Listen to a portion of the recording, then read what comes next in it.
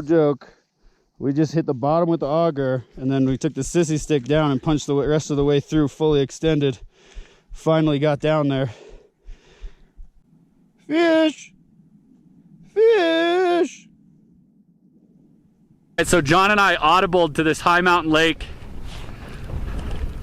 Check out this cutty he just caught through the ice. Woo, beauty. Man, he wants to go. Let's go. He just came up and smoked him. He dropped down from beautiful cutthroat. Look at that. Looking good. Whew. All right, let's get him back. Barely making it through here. Ready?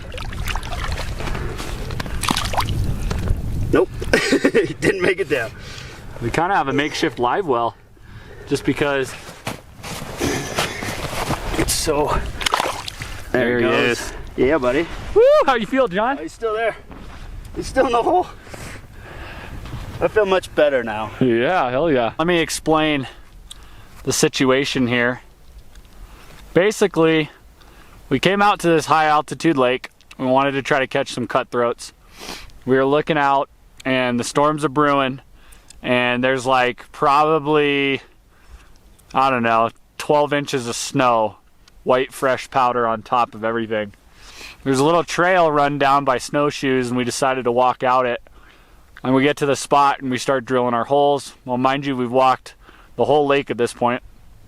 We're down at the inlet side right now, you can kind of see. So we walk down here and we start drilling our hole, and the auger's not tall enough to get through. So we need an extension, but we don't have one. So the sissy sticks that we were using earlier, basically better walking poles, we used those to like smash through the ice and finally create a hole big enough. There's the sissy stick right there. And create a hole big enough that we could actually catch fish. So then we dropped down the sonar. John's over there in like 15 feet, and then I came over here and I'm in like 5 feet. We both basically dropped down. I caught one immediately in 5 feet, and then John was talking to a couple that was coming down the ski trail, and he caught one as they were coming by as well. So we caught 2 fish so far, both cutthroats. There's not a lot marking on the sonar, so I think they're just kind of like traveling fish, right? They're just like rolling through looking for a meal. So we're down there, we're jigging, we're gonna see what happens, but so far we've hooked into 2 cutties, which is great. I didn't have any expectations for this lake. I've never ice fished it before, but this is pretty cool. I would definitely recommend high altitude lakes if you can. Fish them early in the season when it ices over and when there's not a ton of snow, because the slush just makes for real crappy conditions. That's 5 feet of water, although my hole is probably 5 feet. It says 5 feet because I've dropped my sonar pretty much all the way down. That's the only way that I can see my jig. So, oh, I got one on me. Yeah. Oh, he looked at it. He didn't bite though. Oh, he's looking. He's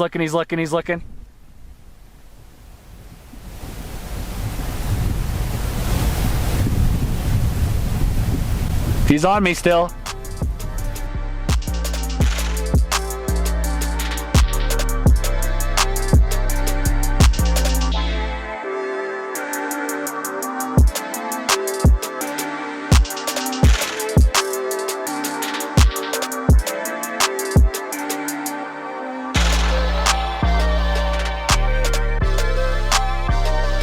Got one?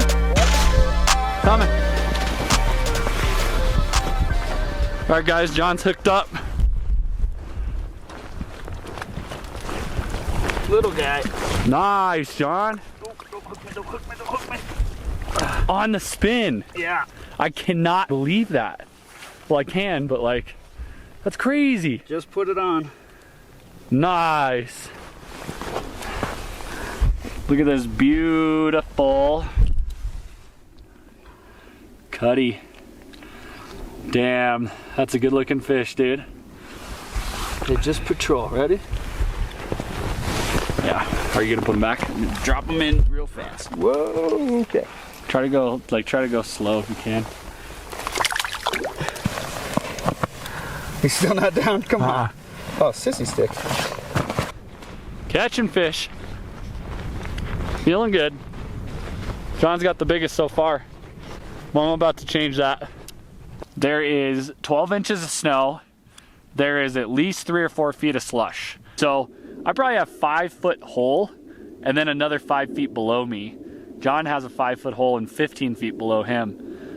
So yeah, we're just jigging for some cutthroats. John's caught 2, I've caught 2.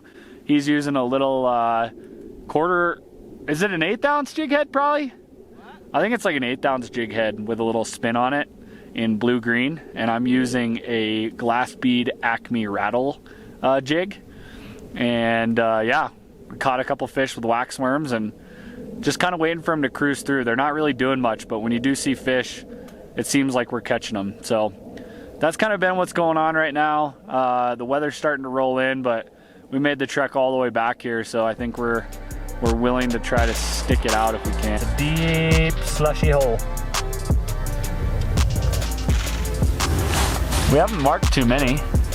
John's finder just died real recently, so we're basically jigging one blind.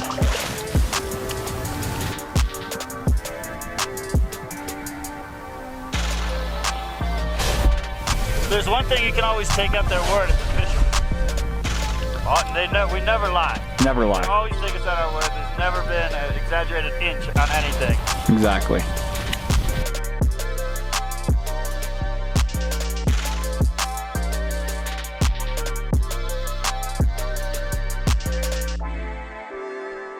All right, guys. I don't know what to say. John and I are back at the car. Whew.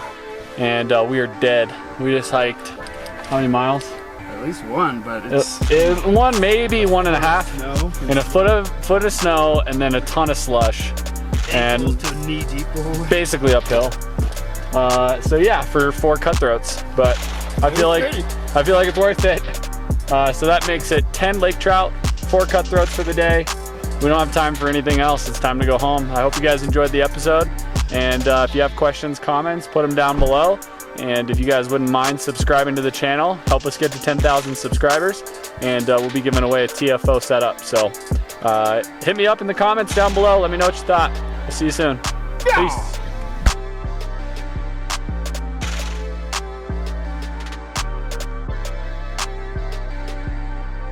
Thanks for watching the video.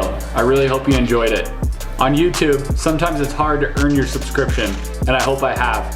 So if my video could help you improve your next fishing trip, or you feel like you learned something, I'd really appreciate it if you could click the subscribe button below. At 10,000 subscribers, we're gonna be giving away either a TFO fly rod or a conventional setup. We're less than 4,000 subs away. Thanks so much for watching, and we'll see you in the next one.